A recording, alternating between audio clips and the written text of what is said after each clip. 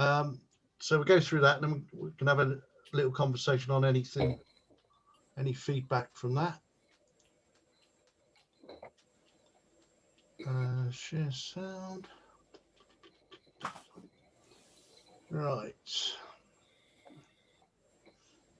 Okey-doke.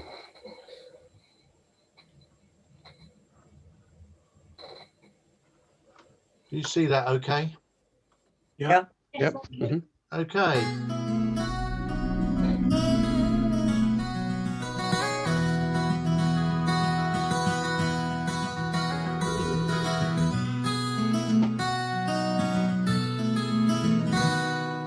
So in this lesson, we're going to talk about how to craft good single images and move on to telling good stories, doing photo essays.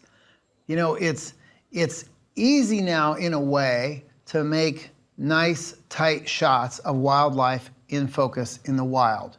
But you know, there's lots of people that have the same gear.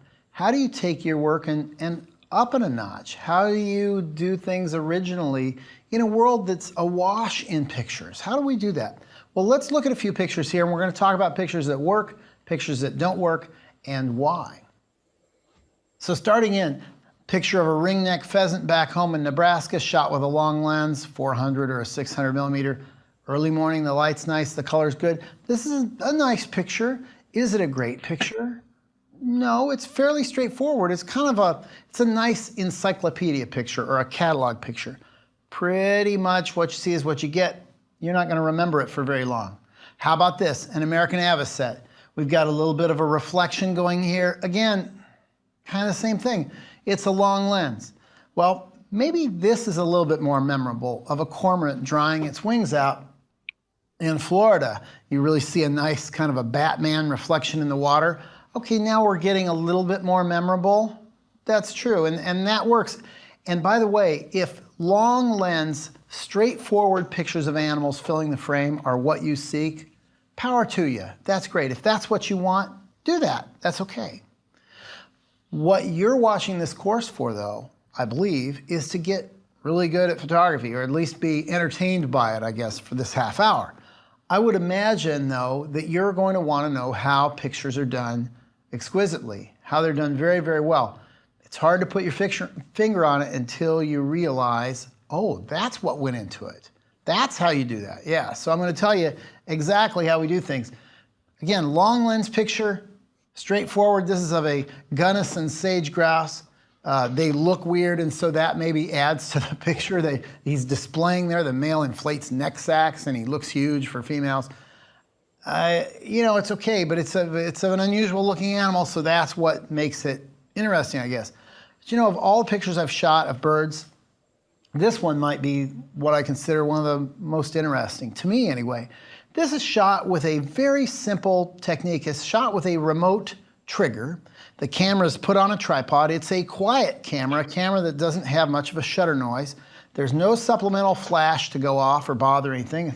It's a black-capped vireo, a very rare bird in the Texas Hill Country, and he's just fed a chick, Katie did. The chick in the center of the nest has a green bug going down the hatch. So, you know, this is just something that's a medium lens, like a 35 millimeter lens, very little depth of field, very little focus. So the bird stands out, the adult stands out, so do the chicks. You can see where they live. It's a little moment. It's not right in their face. It's just a quiet little thing. It's one of my favorites because it's an unobtrusive shot that didn't scare the bird away. And, you know, I worked with a biologist. He showed me the nest, and he was supervising. And it took all day to get this picture. But, you know, to me, it's satisfying because it's a little bit of their life captured forever. And it's something that, I don't know, it means something to me personally. And that's a huge part of this, you guys, a huge part. Truly, photography is about how you think. There's nothing more intimate, in a way, than how you think. How do you see the world? How do you perceive things? That's what really good photography is all about. So again, take what I'm saying, throw it away, discard it if you want, or keep parts of it, but suit yourself. Really shoot the kind of pictures you want to shoot, not the kind of pictures you think other people want to see. So many nature photography magazines and books are full of kind of the same standard pictures, tight shots of, say, oh, bears in the water or whatever. You know, tight shots of things with a long lens. And then these pros give you their tips on how they did it.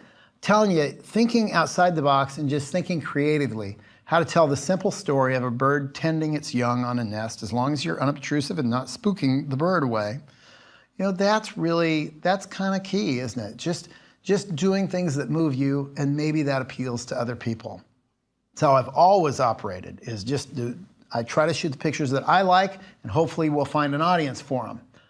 So this is a picture of a little South American mammal, and she's with her baby, and he's stretching out. It's a little moment with a long lens. It pleases me. It ran in the magazine, so I was happy about that. It's just a little moment. I love the way that the colors in the animals blend with the rocks behind them. It's a very straightforward picture, but there's a little moment, and that's good enough. You know, a really good picture to me has good color, good light, same thing, kind of tied in, clean background, and a little moment. So maybe that's successful, and it's a long lens picture. But how about this one? How about this one? This actually is of tahr, Himalayan tahr, standing up on a ledge, but they're at a zoo. I think zoos are a very good place to go shoot wildlife. I photograph wildlife at zoos all the time. Now, I label my captions accordingly. I don't lie and say I was out in the wild, but I'm shooting at zoos all the time, constantly. This is at the Lincoln Children's Zoo of ring-tailed lemurs with a little baby. I think it's effective. It's a long lens. It's shot actually through wire. Long lenses are good at blurring wire if you're close enough to it. You can shoot right through wire if it's fine enough. And it's a little moment, and they're lit well, and they're looking up at something, and I think zoos are totally legitimate places to go, totally. You don't need a big budget to do this kind of work. You truly don't. What else? Well, every zoo I go to, every captive facility I go to has something different to offer. No matter how small the zoo, no matter how large, they all have something good to offer. Take these tigers at Zoo Atlanta. This tiger had a couple of cubs, and they were growing up, and they would play around her, and I just spent about half a day just waiting for them to do something interesting next to mom in nice light. Very straightforward picture using a longer lens to blur the background. Same way with this cat at a small zoo in Kansas. Just kind of stalking me and looking at me, shot through the wire using a long lens, which obliterates the wire if you're close enough. If you're far back, or if the animal is too close to the wire, you will see the wire. But if the animal's in the enclosure back a ways and you're close enough to the wire, you can get a nice clean shot. Where else do I go? I'll go to wildlife rehabbers all the time, believe it or not. I will look at, a wildlife rehabber is a place that takes in injured wildlife or babies, maybe orphaned babies, and they raise them up to adulthood. So I go to a local wildlife rehabber. There's usually one near you, whatever state you live in. There's a baby bobcat that they'd brought in. Super cute, and the lady's just holding him. Look at how the background goes completely clean. To me, this is an interesting frame. It's fairly straightforward, but you know, it's not as hard as going out and trying to get a shot like this of a bobcat in the wild. And that's key, is I don't want this to be any harder than it has to be. It's hard enough already. I'm always looking for shortcuts in ways of getting really good pictures of animals that readers will connect with. If that's a captive animal, as long as I'm honest and I label it correctly in the captions, I don't think your viewer cares a whole lot. I think they're just looking for fascinating pictures. Now, I've brought in a set of pictures of owls, believe it or not. I want to get your opinion here. What do you think about this? Starting off with a typical owl picture. This is about as close as you can get without scaring him off and having him fly away. There's a blackbird going by, a lot of tree limbs, kind of a bright sky. It's, you know, it's okay. It's a graven image of an owl. I guess that's okay. Really, it's not. It's a very typical picture. You see a lot of them.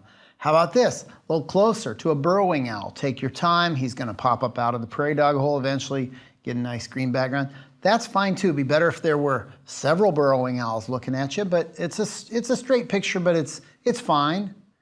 How about this? Not so good, right? This is actually at the Toronto Zoo. They have an owl flight cage. I went there last winter. Not so good. This is the first thing I see. I get a picture of an owl. You know, you're looking up. What else can you do? Oh, okay, now a little bit more eye level. There was another owl inside there that was a little bit lower. But look, I've got tree limbs here, don't I? Right in there. Not so great. So I move around very slowly, very patiently, move around. Okay, eventually get to this. Now I can see the woods. He's standing right there. He's looking at me. A little bit better, a little bit better. How can we go beyond this? This is a nice picture and all, kind of, but still fairly straightforward. How can we go beyond that? Well, again, I'm using captive or controlled situations for a lot of the pictures I do, and I label them as such, but I think this is more interesting and certainly closer than you could get to an owl in the wild, and even closer than you can get to an owl that's not habituated in a flight pen at a zoo. These are owls that are part of bird shows, or maybe they're rehab birds brought in as babies or injured. And I think, okay, that's kind of interesting. I can light these and take my time with them and really craft them. And sometimes if you go to a rehab center or a zoo when the weather is inclement, you get something like this. That's kind of cool, isn't it? We got snow coming down, the owl's just sitting there taking it, and it's kind of fun and interesting, and that yellow really comes through. So this picture, even though it's a long lens, kind of a straightforward picture, it works in a way. It works in a way. So what else can we do? Well, if we're working with a controlled situation or a captive bird, why not take it the extra step and light it well? Why not? So first thing, a northern spotted owl with lights, just a flash, an umbrella basically, one light off to the side, very close. You can see all the feather detail. Okay, but why not get back outside in the woods around where the rehabber is in the Pacific Northwest and light it there? This bird's sitting safely on the arm of its handler, the person that takes it to grade schools and shows it off. We're there in the woods, and that's cool. That's kind of interesting. We label it accordingly. This is at a different captive facility in the Pacific Northwest. This is a great horned owl with a little bit of light from above, a single flash, and a softbox. All right, okay, maybe the wing comes up during the shoot. But what about telling a little bit more of a story? What about, I always wanted to see an owl in a clear cut. I'd heard about how clear cutting hurts certain species of owls. So there, we did an owl in a clear cut. All right, but I tried other things. And look at this, same time of day. This is within 5 minutes of each other. Look at what the shutter speed does here. Look at that. That's a faster shutter speed, allowing less light in, and a slower shutter speed. How about that? The sky is totally different depending on shutter speed, how much light we're allowing to hit the sensor in the camera. We put it on a chainsaw bar, and I thought, well, that's a little obvious and over the top and kind of dumb, if you will, a little too literal. But then we ended up with this. The bird's down below the horizon. We see the clear cut in the background. We see the jesses or the leather straps that hold the bird, and we explain that it's a captive bird, and you know what? It works. It works. Owl in a clear cut. Now, these are some of the things I think of when I'm driving around from assignment to assignment. I'm always thinking about new ways to try and illustrate points, you know? The time I shot that picture, there's a big controversy over logging in the Pacific Northwest. I wanted to illustrate that. All right, so what else though? What else can we do? Well, let's look at a few singles that maybe you can do in your own backyard. How about that? You don't have to go to the Pacific Northwest. You don't have to go anywhere. You can shoot these literally in your own backyard.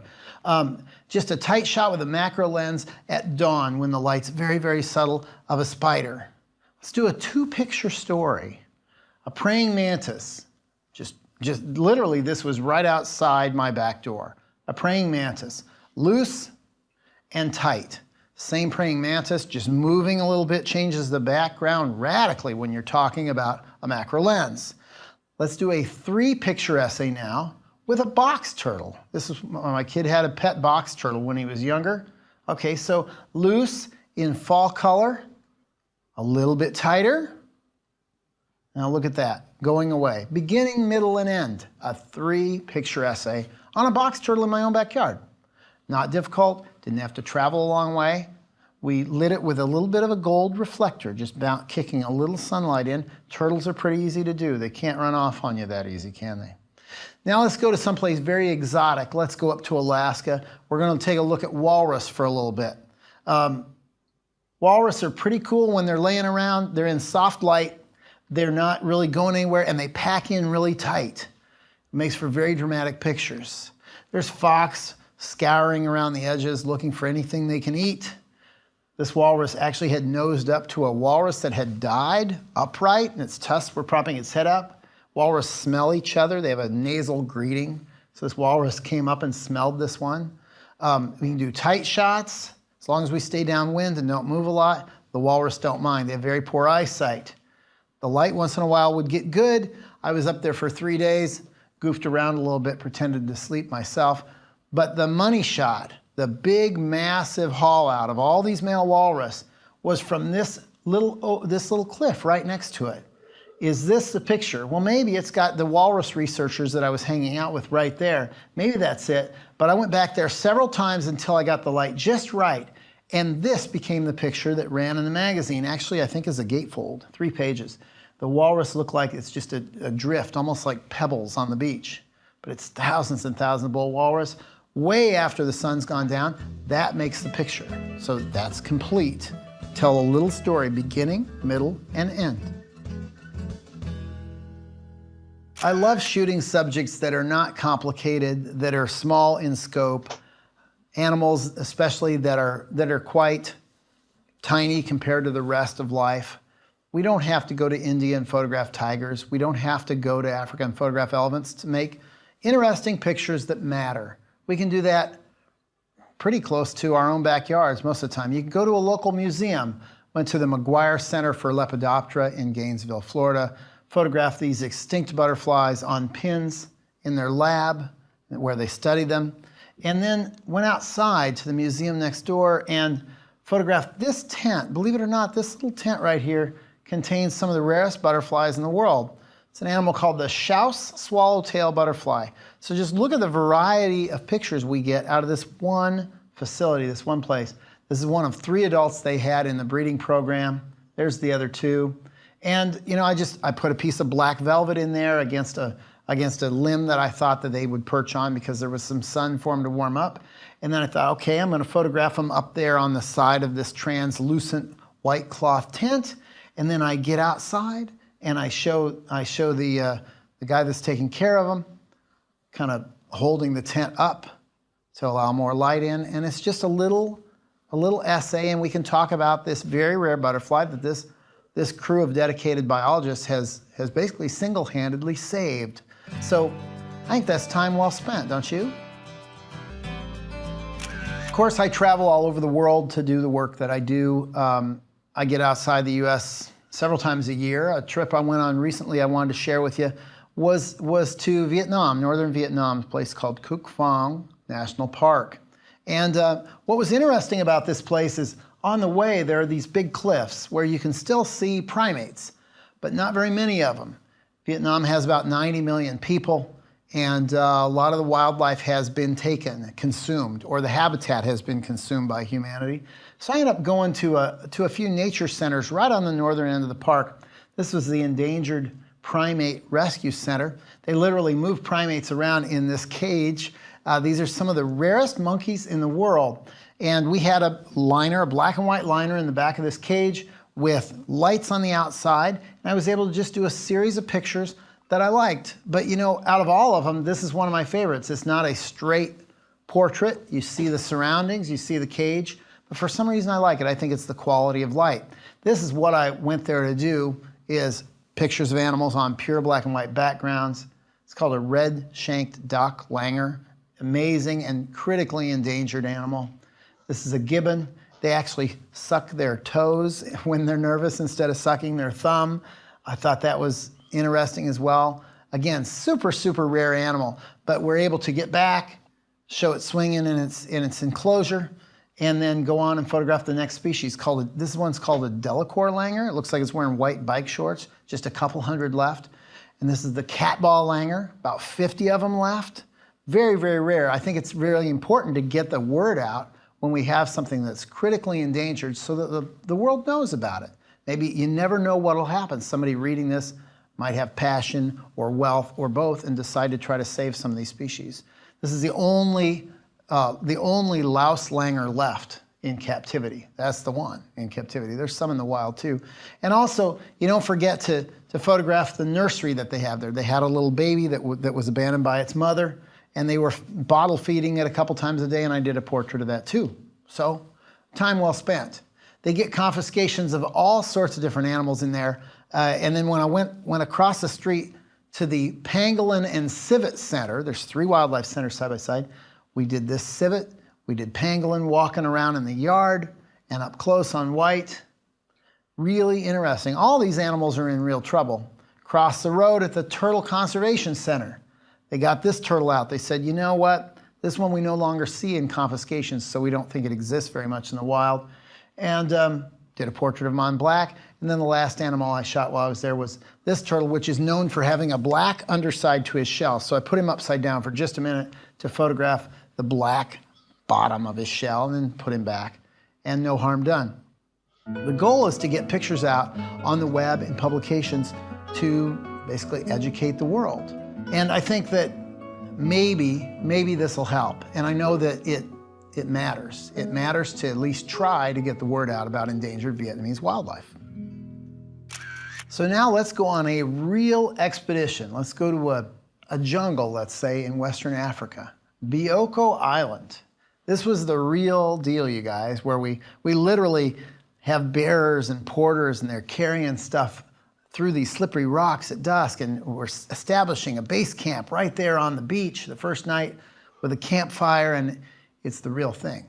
So what are we going to shoot if we're there to, basically I was there to photograph primate poaching, but the monkeys had all been hunted. You ever try to get a picture, a close-up picture in the wild of a monkey that's been hunted or shot at? Next to impossible. You'll see what I mean. I was dropped off on this beach for about 3 weeks with a crew, a couple of biologists and a guide and translator and some other guys to help run the camp and basically try to locate wildlife. We established a base camp right there, and then I went out with a guide every day. He taught me which streams to drink out of. He taught me certainly which insects to not touch. I want to get down close and photograph everything. He says, no, you touch that caterpillar, it'll make you very, very sick. It might throw you into shock. So after about a week of walking around in this jungle, that's about the only monkey picture I got in the wild, believe it or not. It wasn't working out because it was very, very tough. So we had to go to a plan B. I always have a plan B, a plan C, a plan D. We're not just going to photograph monkeys, we're going to photograph everything. This will be a Bioko Island biodiversity story. This is Equatorial Guinea now, off the coast of Western Africa. So we did bats in a bat cave, kind of a reverse landscape. You'd think the picture's upside down, but that's actually the roof of the cave. We get inside, look up, and you can really see the red color in these bats, which was kind of fun, kind of interesting. What else? What else can we photograph? Find a dead fish and just lay there, or put the camera on a rock or a little tiny tripod and just wait for crabs to appear with a little radio trigger, a little pocket wizard trigger. That's how we do it. Photograph ourselves whenever we can. When we're out on the beach looking for nesting sea turtles, we just do self-portraits. Whatever we can do to try to build up the story. We need to build up this story, don't we? Oh, sea turtles. Sea turtles. We knew that we'd have sea turtles nesting there. That's one of the reasons we went at the time of the year we did. And I'll photograph anything. Again, we need lots of pictures. We've gone a long way. We want to tell the story really well. So what do we see? Big tracks. It looks like a bulldozer's been there. Those are the tracks of a leatherback sea turtle. They're about as big as a Volkswagen, probably nearly as heavy. Eventually, some students come ashore the night that they come in and stand around. When these turtles get into a nesting mode, they go into a bit of a trance. So you can be close to them for a while they scoop out their nests and they lay their eggs. Get a little bit closer, again with a little flash and a softbox, and we leave her alone. We're there with her about 10 minutes and we leave her alone. No harm done. We also know that during that 3 weeks, there's going to be other turtles that have laid their eggs earlier, and we're going to see hatchlings come out. This nest hatched before dark, which is a bad thing if you're a baby sea turtle, because there's vultures circling around that are going to eat you when you try to get down to shore. So these two sea turtle biologists are basically making sure these babies don't go running across the beach before it's dark. It was about sunset, so they didn't have long to wait. Meanwhile, I did some close-up shots of the babies in the nest, kind of struggling to get out. Closer the better. Leatherback sea turtles, amazing. Then once dusk finally did come and a few turtles started to make their way, I shot it from this angle where the sand's kind of dry, but better if you wait until the animal gets down into the surf. You're going to get a little wet. You want to make sure to protect your camera, but it's okay. You can get wet. How many times are you on the beach in Equatorial Guinea? Get down close. Look at how that wet beach is reflective. It's better for light. It's much better for light. This looks kind of dull and drab in a way. This looks very glowy and rich, and you get reflection of the green trees, and lot better deal, lot better deal. But I'd also brought along an aquarium, and in between the time when we let the turtles go out to sea and the time they hatched, we did a little portrait of one on white. They have tremendously long pectoral fins that they're able to swim through the ocean. These animals actually are one of the few turtles we can't keep them in captivity very long. They fail to thrive because they are a swimming machine, they are. So that's okay. Did a little portrait of them for the photo arc. I went to town at the end of the trip and went to the town square where they have a bushmeat market, unfortunately, and you'd see some captive primates. And so I did this type of a picture because it was supposed to be originally a primate poaching story, but also took some black velvet and did this. And this became a very iconic picture that has run in a lot of places since then. What else did I do while I was there? Well, remember, plan B, plan C, plan D, have lots of plans. I brought along my little studio lighting kit and my black and white backgrounds, and then I just took pictures of everything that we could find to put on those backdrops while I was there. Why? Well, because I was scared that if I didn't build a nice enough story, that Geographic wouldn't hire me again. We're all freelancers, right? So I did portraits of everything. This one makes you really sick, they said. Could even kill you if it stings you, this centipede. I did flowers where I could find them. I had a lizard crawl over my face in my tent one night, a little gecko, and I didn't know what it was, and I grabbed it, and the tail broke off in my hand. It was about 3 in the morning. So I woke up and put the tail and the lizard together on a backdrop and photographed that too. The tail will grow back. It's part of its defense strategy. The tail breaks off to get away from predators. We eventually also had a bird biologist come along, and he literally was netting birds for banding. So off we go. Beautiful, beautiful birds, especially when they're on black velvet. Nothing like it, nothing like it. You don't have to do the whole bird either. You can do just the tail. That's elegant. That'll make a picture too. We got a couple of mammals, not much, but a little bat that he actually caught in his net. And then, of course, we have to do pictures of ourselves. At the end of a month, there were 3 other geographic photographers stationed to various parts of the island and a writer. And so I set up a little portrait of all of us. I wanted to look the most like a pirate, so I gave a little squint, you know, like that. So let me ask you this. Of all the subjects that you can think of, what's nearest and dearest to you? And don't you think that if you haven't done so already, you should pay a lot of attention to it and really try to capture it as gloriously as you can? Well, for me, this is the sandhill cranes of Nebraska. Believe it or not, I live about 90 miles away from where they show up each year between Kearney and Grand Island. I've gone there over and over again over 20 or 25 years, and I take a few pictures each year just personally. I think it's important to document. It's the world's largest gathering of cranes. Some 500,000 birds pile in a 50-mile stretch of the river.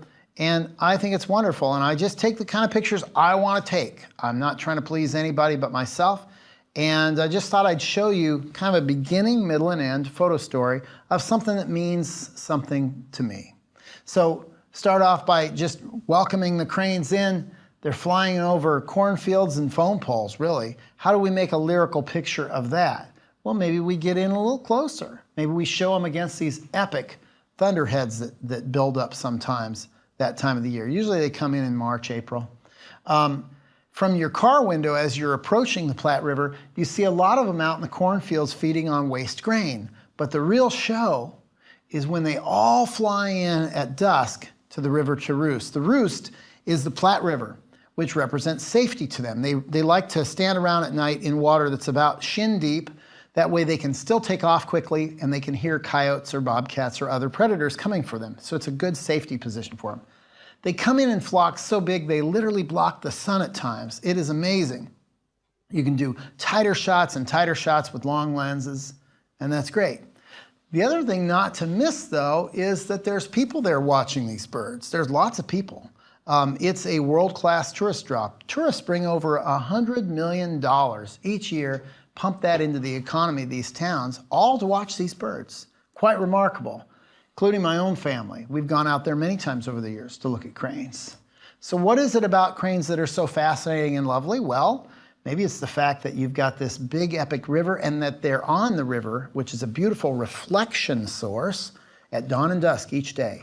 So great. It's amazing. It's visually loaded.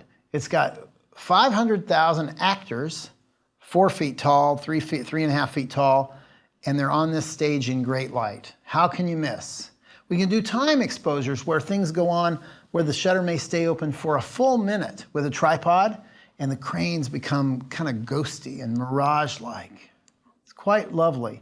Or we can wait at sunrise for a bald eagle to start kicking up birds downriver, and we see them all lift up. All of them lift up. In big rafts, they all lift up. The bald eagle's not present in this picture, but that's okay.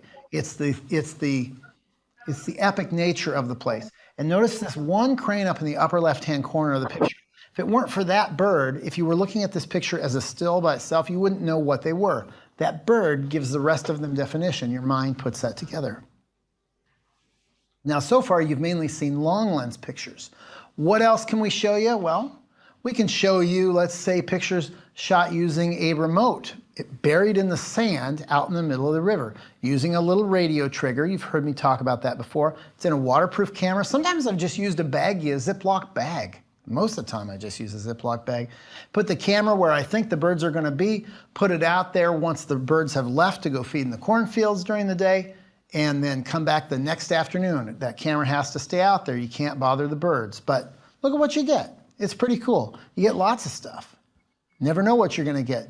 You can't tell what you're going to get until you get the camera back. So that's kind of exciting. The later it gets, the more mysterious it is. And you put the camera on an auto exposure setting. The camera selects the shutter speed. And so as you get later and later, you get lots more motion, which can be very interesting. What else can we do? We can do lots of behavior with long lenses. This is called a unison call, where the birds are calling together. It's kind of nice. These birds mate for life. They sing out loud. You can hear them for a mile away. They sit and they groom. They do mating dances, and eventually they lift off. What else can we do? Well, of course, I ran into a friend of mine who actually has a captive sandhill crane for a bird show, and I did portraits, studio portraits of his bird to try to show off the beautiful red on the top of the scalp. So I add that into the mix as well. Why not? And then at the end of their migratory stopover, when mid-May rolls around, we start to see a lot more antsy behavior where they start to get going again, and they really want to feel the wind. In the middle of the day, they call this kettling, where the birds sail up and they all lock their wings and they're feeling for a very strong south wind to blow them away. And eventually one day, they're all gone, and that's it. And all they leave behind are feathers. That's it. That's it. Now, is this essay the world's greatest? No.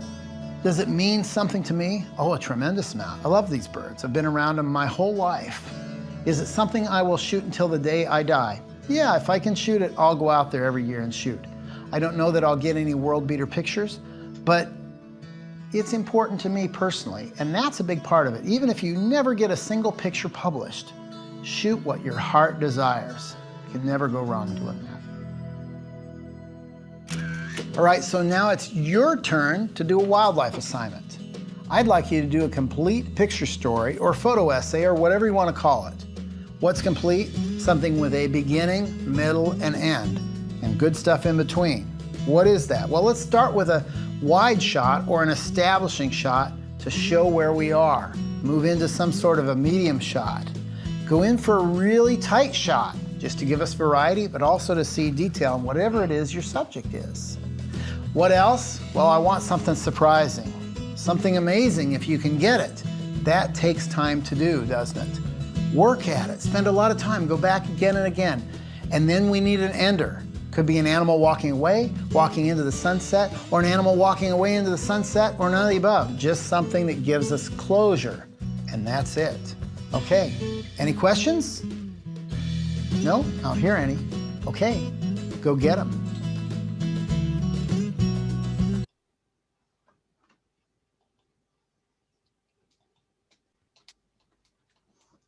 Wow, all inspired are we to get out there? Yeah. Some good photos. you could, Some nice ones, yes. eh? Some nice ones. Yeah. Yeah. Yeah. I'm not sure if many of those birds are available in the New Forest. In the UK, no. No, I'll be nipping off to Vietnam tomorrow, mate. Yeah, I think we all would if we given half a chance. I just thought it might inspire us all to get back out there now that we're nearly allowed out. What do we think? Deadly silence. Yeah, anybody still awake? I thought it's kind of interesting. So there's an alternative to, they call it bird on stick, don't they? Yeah. Yeah. I'm trying to find something that isn't bird on stick. You know, I thought, wasn't there something about the judging things saying you need to show some kind of behaviour Yes. nowadays rather than just picture of the bird? But I don't know. Very difficult to get them doing something interesting, isn't it? Does anyone know of wildlife rehab centres around us? I don't know. I don't know of any. No. Marwell? No, I think Yeah, the Hawk Conservancy at Andover does some, but there's lots of stuff that they do anyway. Yeah, we've done the Hawk Conservancy a couple of weeks ago, and that is a good day. What about? Sorry. Yeah, I was just going to say that's a good day out, and you can get up close to the owls and the birds. And there's one at Ringwood. And there's one at Ringwood, yeah. Yeah, I was going to say that. I've not done the Ringwood one. Who's been to that one? I've got life membership. Have you? Yeah, my son Steve Yeah. bought one for me and Mel. Oh, right. And is it a good day out there? I guess it is. It's not as good as Andover. no. No, where we went. So is that the Captive Images place at Ringwood? Well, Captive it's Images Crow. or something? It's No, they Crows. call it reptiles and something. Oh, what else do they call it? So it is a place that does the frogs and the mice and the Yeah. birds and stuff. Yeah. Captive Images, I think it's called, isn't it? Oh, right, I've yeah. never been there, Oh, but I think one part of it is called that. Yeah. Not been there. I went there for a shoot on owls and things, and that was quite good. They brought in about 5 or 6 different owls, and they had, lights set up, and you borrowed a trigger and all the rest of it, Yeah. And, I got some quite nice shots, what I thought, and then I put one into a competition, and the judge said, "Oh, this is absolute cruelty, flashing an owl, because you could see the bright light in its eyes, and this judge absolutely slated it, and the owls they weren't perturbed at all. They just No, sat weren't there and smiled at us. Yeah. I mean, strangely, I was looking at their website today, and I think it says taking bookings from the 17th or something. They're back in business from the 17th. Oh, right. of Yeah. May. 'Cause you're allowed to go indoors from the 17th, aren't we? Or a lot of places are allowed to open. Yeah. But where did we go last week, Gary? What was it? What's it? The down in Arundel. WWT, Yeah. What's that stand for? Wildfowl Wetland Trust. Oh, yeah. So we went there, and they've got a new aviary, and they've got some pelicans out in the lake that they've just put in, and that was about 14 quid to get in for the day. And that's a good day out there. You can't use the hides at the moment, but I guess they'll be back open again in a fortnight. That's 17th.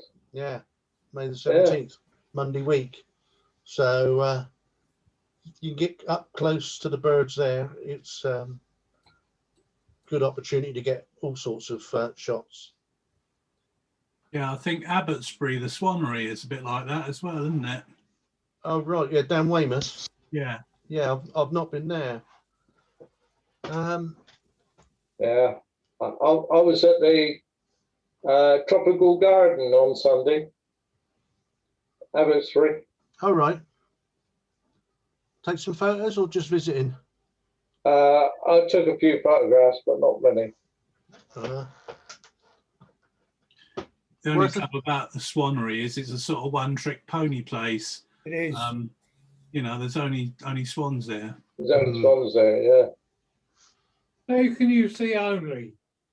There's various types of swans. Oh yeah. And lots of them. Are they all white? No, No. Well, there's black ones as well. that one's, yeah. Right, well, following on from There's that, black ones at Riverside. there's what, sorry? There's black ones at Riverside. You don't have to travel so far. You don't have to pay to get in. And There's a couple at Fareham as well, yeah. mixed in with the white ones. Yeah, didn't we see black swans down at Mudderford? Oh, we might have seen one. They might have just been muddy. There's like Uh, Christchurch by the river there. yeah. Yeah.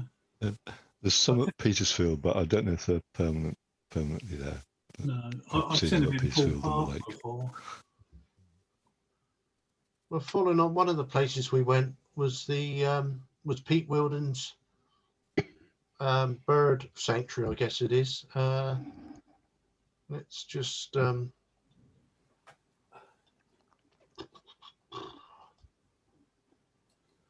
so it's for those that don't know, there's an aerial view of it. It's up in Otterbourne, and it is, he owns all these fields behind his garage, and he's built himself up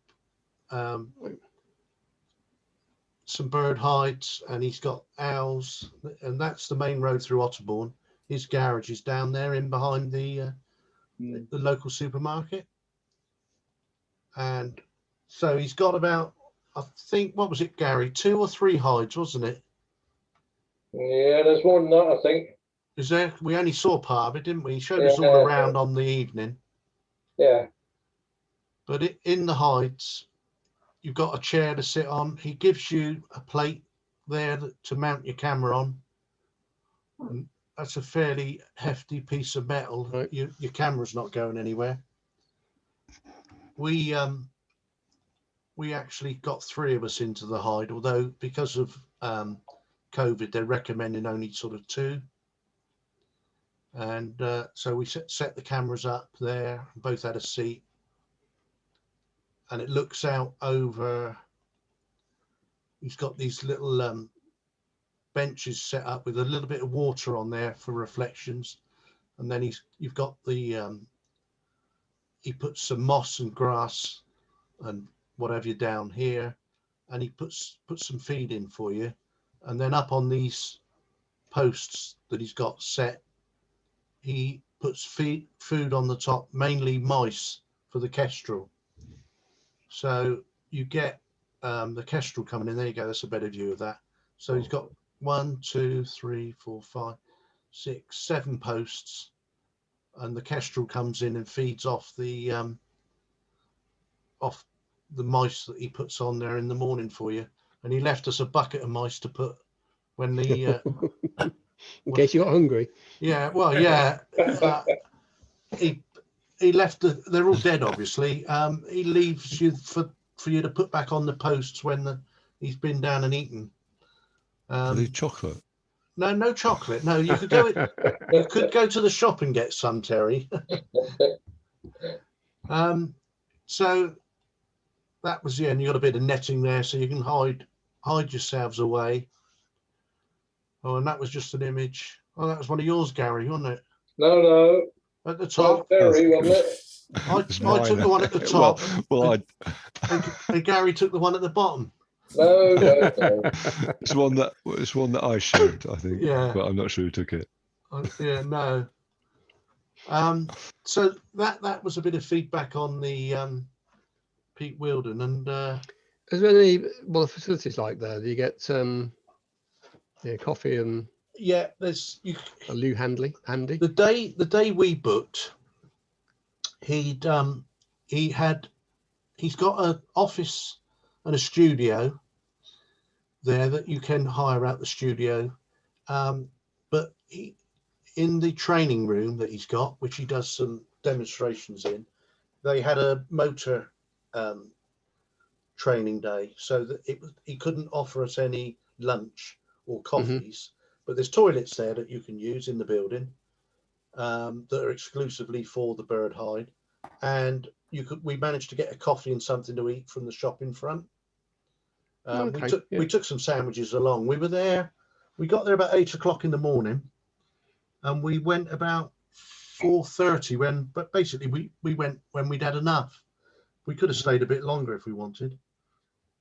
Dave Murphy organised it, and we managed to get a special rate of £300 for the day. And only 3 of us went, but you could have taken 4 comfortably. There was just the kestrel and some of the other wild birds that came down and fed. Here's some of the pictures I've got of the kestrel on the posts. I haven't done anything with these. So the kestrel's completely wild. He just comes down. And what lens are you using? I was using my 150-600. Oh, okay. But that was on those posts that you saw from the hide. Yeah. So they weren't that far away. And of course, you can see him tucking into the dead mice.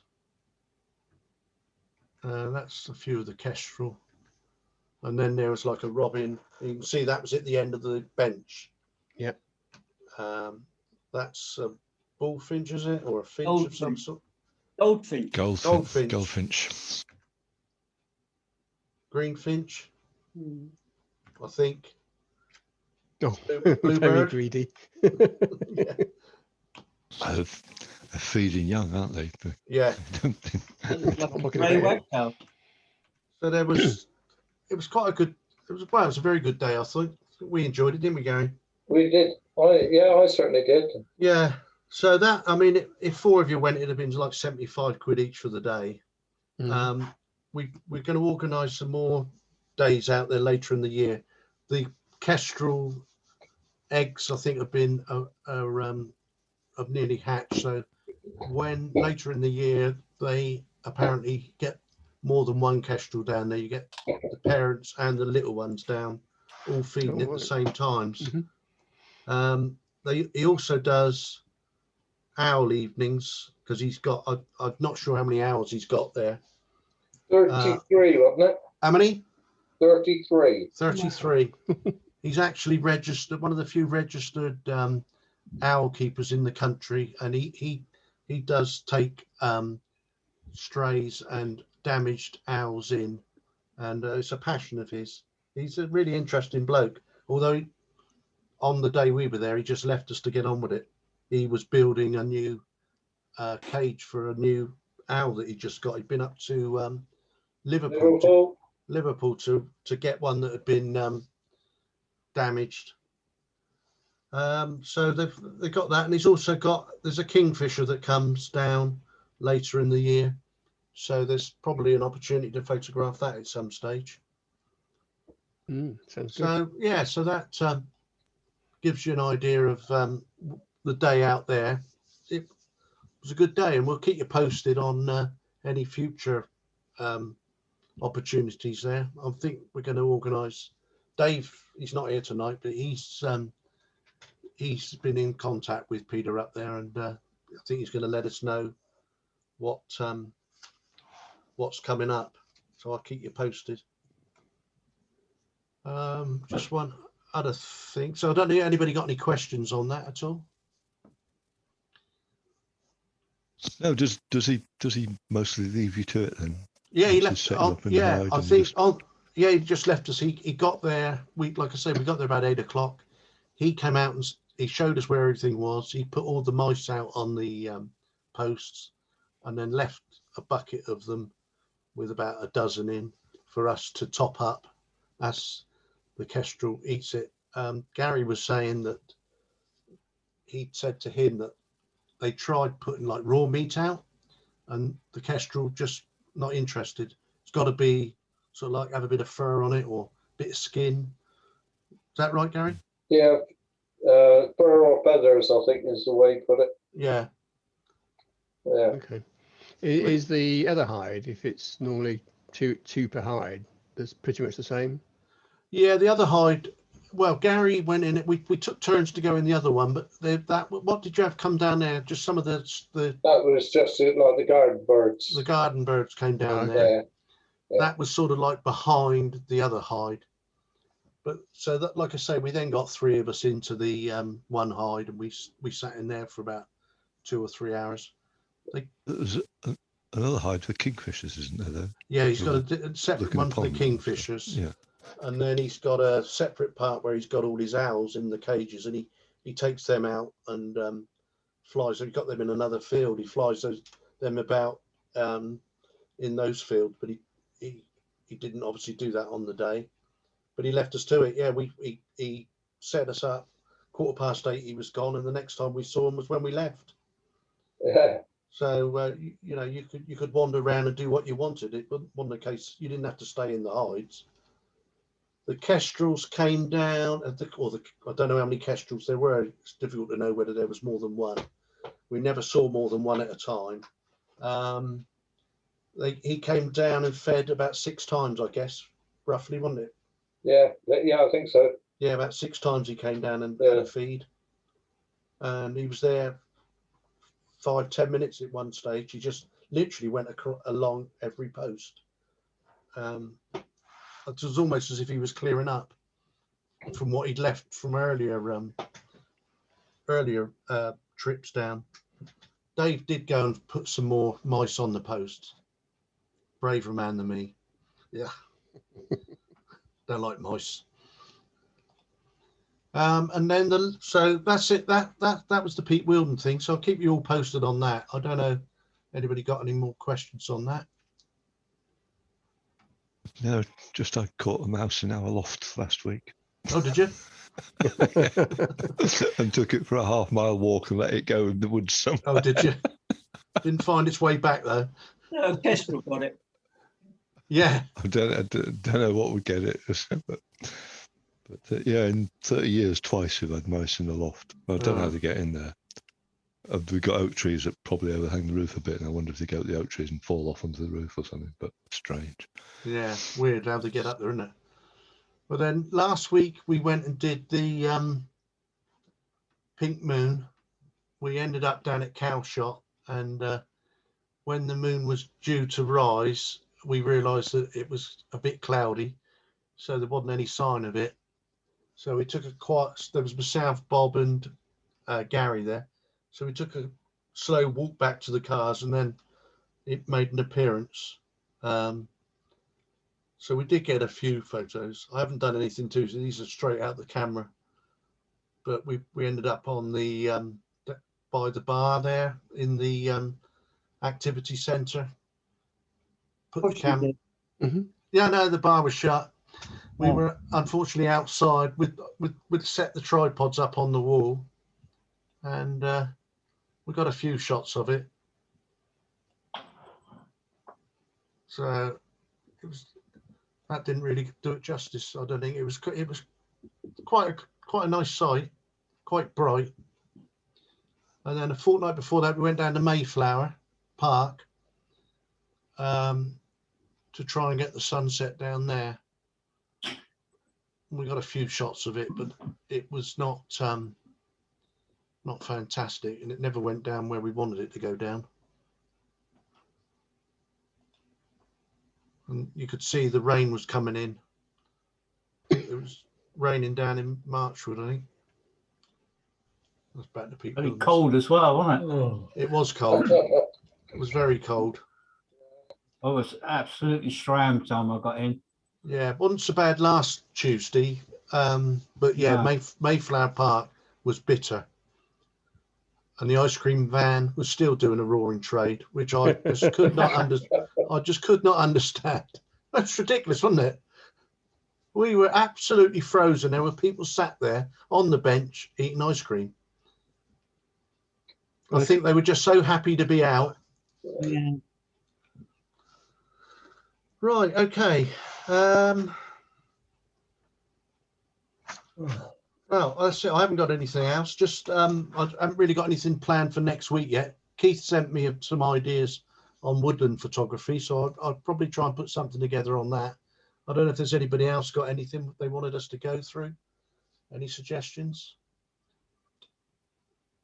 The following week we'll do the May PDI, so I'll get an email out. I think we'll just have one PDI with an open subject, and if we have a cut off of Saturday the 15th of May, gives everybody 10-11 days to get their pictures in. Yeah, I'll send out a reminder. I'll try to remember that one, Pete. Yeah, I'll send you an email, Bob, to remind you. Yeah, I got my dates mixed up last time. Do what, Colin? Send him one to remind him to read his emails as well. Yeah, well, no, Bob's getting very good now. He reads them, aren't you, Bob? Yeah.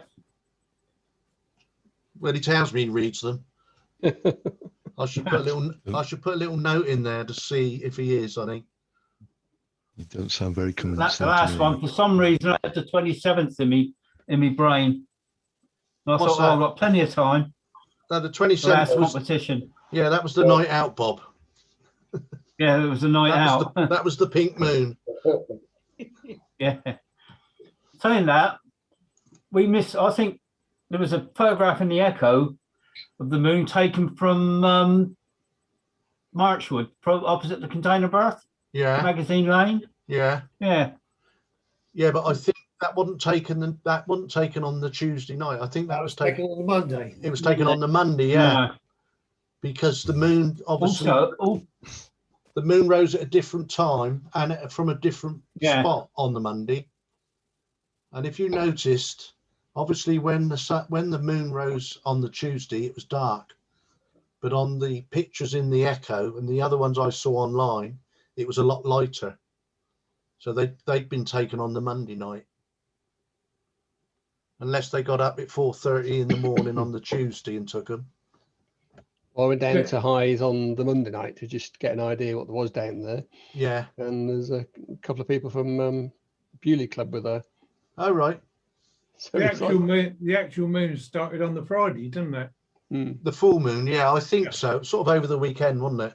Yeah. I don't think it was completely full until the Tuesday, but you couldn't, to the naked eye, you couldn't see the difference, I don't think. Well, it was a much better colour on the Tuesday, much more pinky orange. Yeah, yes. It's just a shame that it was, it was clouded over before it, just as it was about to come up. Yeah, I was hoping to get it sort of on the horizon. Yes, yeah. Or very close to it, but yeah. Yeah, it was nearly worth that 1 mile walk you made us do to get it on the horizon, wasn't it? Good. Did we? So far at Calshot. Eh? How do you walk so far at Calshot? Because we didn't park anywhere near where we wanted to go. Oh, okay. It's more fun if you have a little bit of a route march before you get to your destination. Yeah, I used to think that in the army, but I don't know. Exercise good for you. The other thing was when we went down there last year, he locked up the car park at about 8 o'clock. yeah, And he came over and said, I'm locking up, you need to get your cars out. So because we knew we'd be there till about 10 o'clock, we didn't drive in past the barrier, but he didn't lock them up this year. Yeah, that would be to do with the lockdown or something last year. Yeah, quite possibly. Yeah, because they're in full swing and they've got loads of campers coming in and out. yes, There's there were over people 24 hours fishing a day. there as well. Yeah, but we weren't aware of that, so that was the reason we walked so far. Unfortunately, I left it to my colleague, Mr. Gary, to do the background checking, and he didn't. So we didn't. We tried. We played safe and parked outside. Walked in. Oh, you see, you should have waited for me. I had all that information. This will be the person that couldn't even turn up at Hyde on time, is it? I wasn't going to stand there from 7 o'clock till 9 o'clock to get the picture. I said I'd be late when we spoke the day before. And we got there early so that I could then listen to Bob and Gary give me all the tales about when they worked down the docks.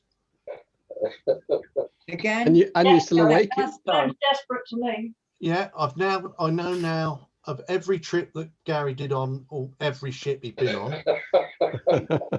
and his record with these ships is even worse than Uncle Albert's. Some of the problems he caused. His medals on. We were there and we saw the red funnel ferry go by, and he didn't realise that it actually moved because he'd only ever seen them stationary. Did you just say red funnel fairy? Well, whatever it is, We- it's a red funnel ferry, isn't it? With wings and wings and Well, yeah, on. not a fairy, fairy, F-R-R-R-Y. Yeah, but in the Air Force, that's what they call engineers, isn't it? Fairies. So Well. that probably applies to Gary.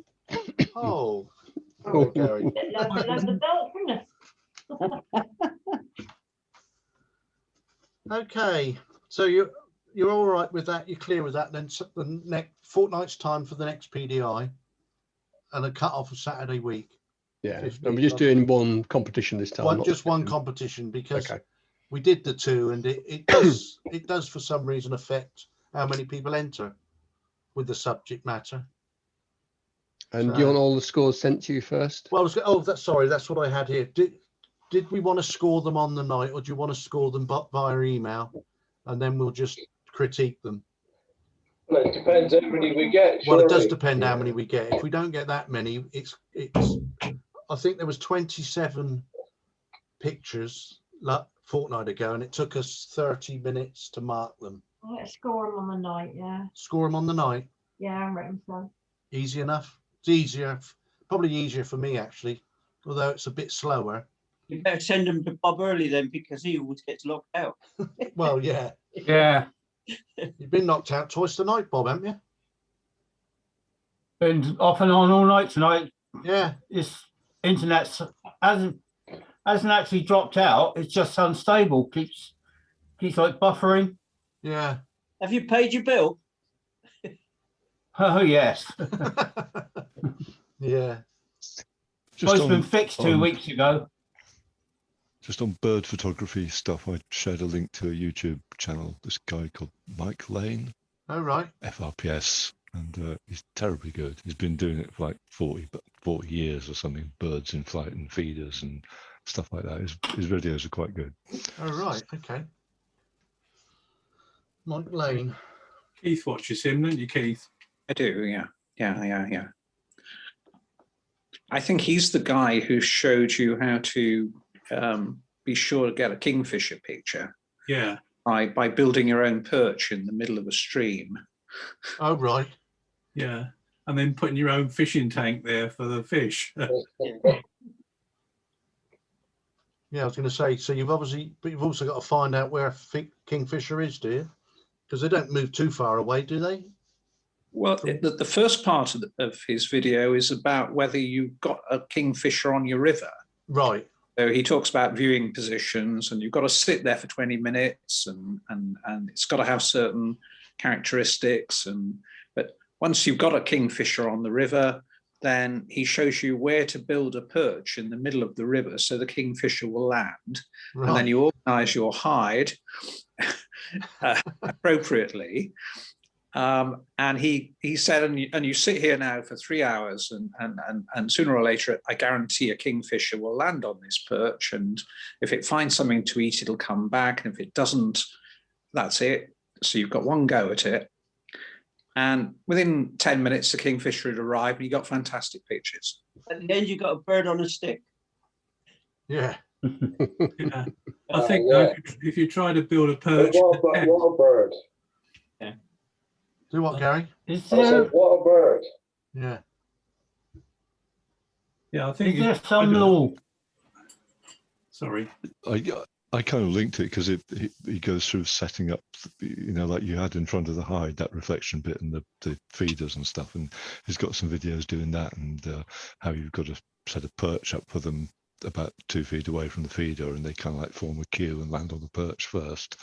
So you can shoot them when they land on the perch without them actually being on the feeder, or catch them in midair between the perch and the feeder and stuff like that. He's got a load of videos, and it's quite pleasant to listen to as well. I thought anyway. Don't know, you agree, Keith? It's quite Yeah. Wow. maybe that's a little job for us when we're all back out then, out of lockdown. Just to First, find a buy river and we'll build a perch and a hide. first purchase a stream. I think if you Yes. tried it in the test, you'd get shot at least, wouldn't you? You get know, what? Probably. Well, it's such an expensive river, isn't it? The test. I can just imagine trying to wade out in the middle and stick a stick in like he does. I mean, that'll be a no-no, I think. Yeah, I don't think we'd be allowed to somehow. No. Never mind. Might get shot by the ghillie. Yeah, or held up by them. Yeah. Okay Is then. there something in law about kingfishers, about not disturbing them? Yeah. Yeah, I didn't think you were actually supposed to photograph them, but What, in the maybe I got wild? that wrong. I don't know. I guess is there rules on it? There's something came out about it. Yeah. Little while I back. think there's something about not disturbing the nests or whatever because they're a protected Yeah, I think species. that's Right, it. Not okay. going within so far of the nests. Ah, whatever right. it is. Yeah. Oh, okay. Well, we wouldn't do that anyway, would we? But might do it accidentally, so we'll probably be aware of what you can and can't do if we ever find a nest. Okie doke. Right, I'll sort something for next week then, and I'll get send you out a reminder about the PDI. Okay. Okay, thank you Right, very much. thanks. Thank you, Peter. Okay. Peter. Yeah. Cheers, Right. Peter. Lovely. I'll see you all next week. Okay. Yeah. All right. Cheers, Em. Good night, all. Good night, all. All right. Bye, everyone.